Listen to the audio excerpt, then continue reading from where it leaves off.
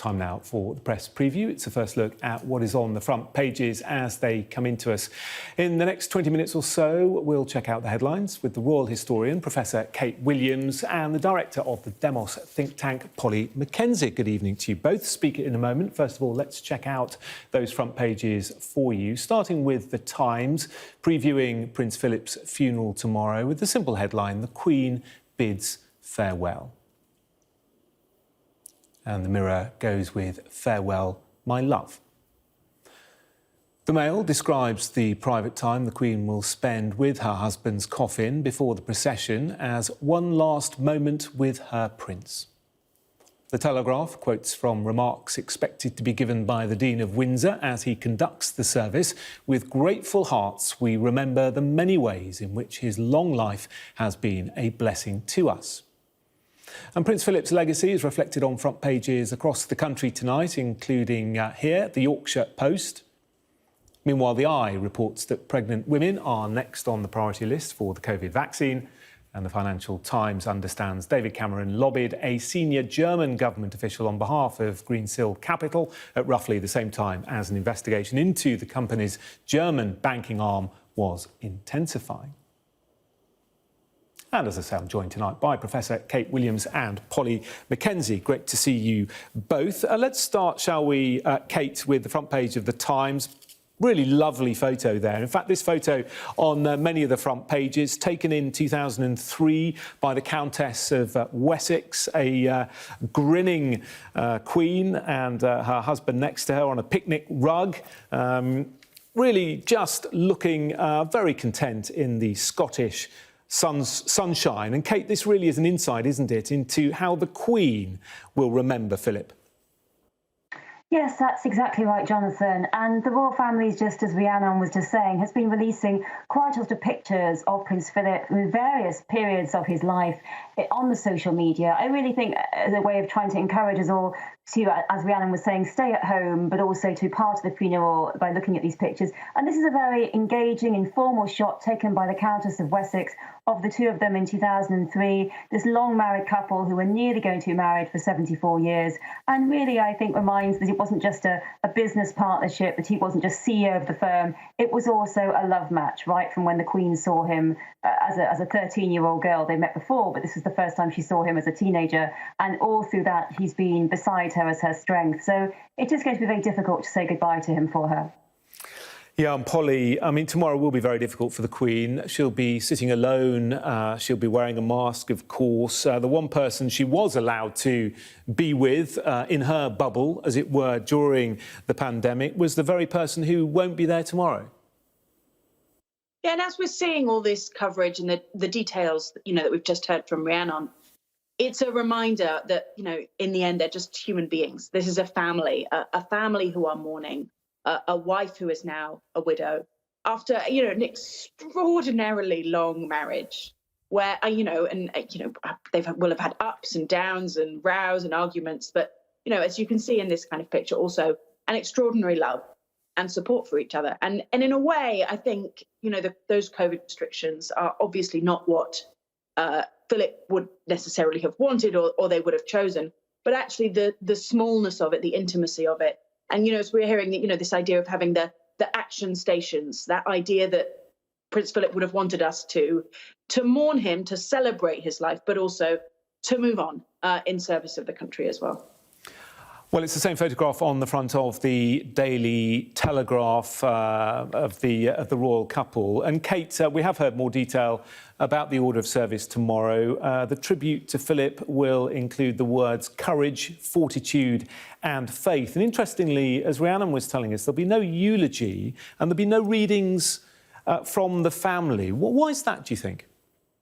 Yes, I think people were expecting to perhaps hear some eulogies, some readings from family members. They're often really very emotional parts of the funeral. We'll remember, of course, Earl Spencer's reading eulogy at Princess Diana's funeral. But certainly it seems to be the case that Prince Philip wanted his family and, of course, the Queen to have the stress, I think, of being part of reading and giving eulogy and really to speak much more through music. It's really fascinating how so many of these hymns are very significant. I'm really fascinated by one of the hymns just chosen. It is a funeral hymn in the Russian and Greek Orthodox churches, which reminds us that Philip was born into the Greek Orthodox Church. He was part of the Greek royal family, had to flee when he was 18 months old because of a coup, and also that he was related to the Russian royal family who were deposed and shot. And in fact, interestingly, Philip's DNA was used to identify the Russian royal family many years later, all descended from Queen Victoria. And really, it reminds us that as a child, as a baby, and before he was born, Philip saw so many of these royal families crumble and be in the most violent of circumstances. And when he came into the British royal family, he both had to leave so much of that behind, but he had to be rebaptized into the Anglican Church, but also had to really take those lessons, I think, into strengthening the British royal family after seeing so many European monarchies fall. And I think above all, it's reminding us that even though he would be buried with his in-laws and eventually the Queen one day, that he also was part of another family, and they are very so important to his life, along with his naval background, which is also commemorated. Yes, it's interesting you mentioned that. There'll be no sermon, Polly, but throughout the service, his love of the sea and the Navy will be reflected. Yeah, it's clear that he really had a hand in planning this funeral with all of those personal touches. I love the idea of this Land Rover, a specialised Land Rover, to carry the coffin. I sort of imagine him tinkering away with a spanner trying to get it fixed up. But I think, in fact, he was more of a kind of overseer of the project. But it really is a personal funeral for a man, a human being, a husband, more than it is something for the nation. Even though, of course, he was a symbol of something to all of us. I know that the more we hear about the details of this, the more it feels like they are wanting to, claim a moment as human beings. They have given a life of public service, and in a way, they need a moment for themselves. Of course, funeral's something that all families at some stage have to deal with. Kate, let's look at the front page of the Daily Mail. They have an interesting detail. The Queen will say a private farewell to Prince Philip before his coffin leaves Windsor Castle for the funeral. One last moment with her prince. The Queen's remarkable dignity will be on display once again.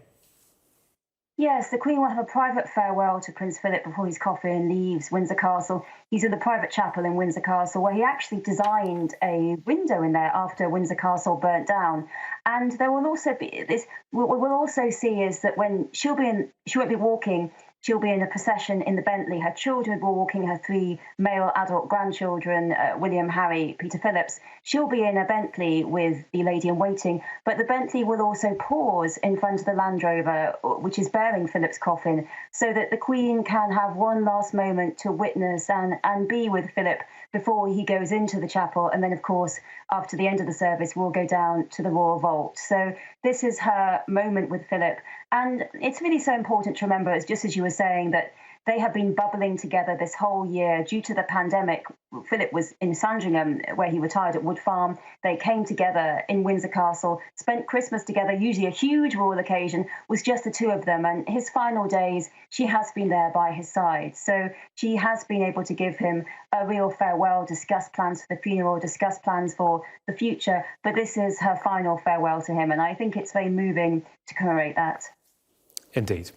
Kate, Polly, thank you for the moment. Coming up after the break, fresh allegations concerning David Cameron's involvement in the Greensill lobbying controversy. We'll discuss that next.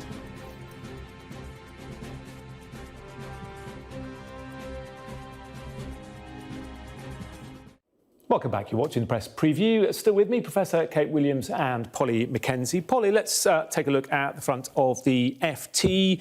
The Cameron sleaze allegations continue. This is quite an interesting take, isn't it? That David Cameron pitched the services of Greensill Capital to a senior German government official. Yeah, I mean, David Cameron has not had a great week in terms of controversy. Because Greensill ended up going bankrupt, every single bit of his activities with Greensill has now coming under scrutiny. Unsurprisingly, he has strong connections with German senior government officials after being prime minister for 6 years. So he was, according to the FT, leveraging some of those connections in a phone call trying to encourage the rollout of Greensill's earned product, which is basically allowing people to draw down some of their earned wages before payday, which actually is quite a good idea, quite a good product, other providers on the market, but trying to get that rolled out in the civil service in Germany as he had successfully got it introduced in various parts of the UK public service. And of course, once the business has collapsed, that looks like a disastrous thing to have done. The reality is, trying to make a life after politics, we're having younger and younger prime ministers, it seems, through history. And this question of what do you do for the 40 years after you've been prime minister? Turns out almost everything you can do is a quagmire of political controversy. Yeah, I'm just staying with you, Polly, and very quickly, because I want to get Kate's thoughts on this. I mean, it doesn't feel like any rules have necessarily been broken, but it does suggest that the rules perhaps need to be changed. It's got echoes of the expenses scandal, hasn't it? Yeah, the question of using your connections and your position in order to secure advantage for your private enterprise, feels uncomfortable. On the other hand, what is it that we expect our prime ministers to do? They can't stop knowing all the people that they've met in their lives. We can't not give them a job.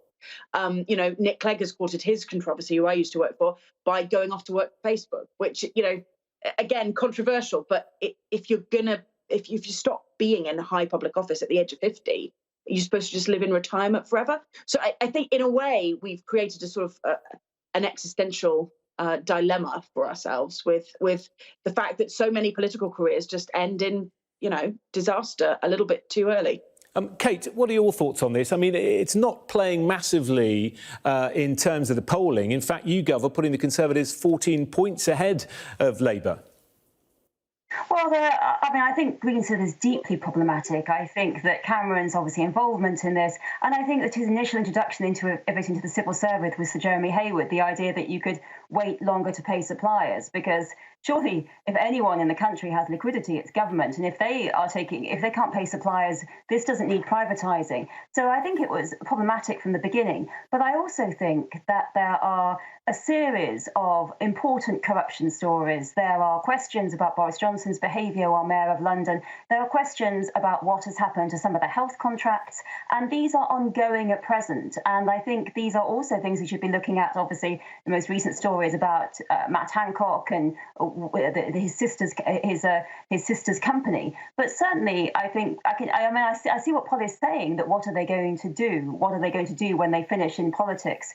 But there does seem to be a huge amount of money going on in here with Cameron, and the amount of money he stood to bear. He wasn't just helping business here. He was a serious amount of shares he stood to bring from, and to try and bring it into other civil servants as well. So I think it's very right that this is investigated. But I think that other parts of corruption and other parts of these contracts that really don't seem to have been given out for tender, all of them should be investigated. And sometimes it seems to me that for the Conservative Party, Greensill is quite a good distraction from what they could be also accused of doing at present themselves.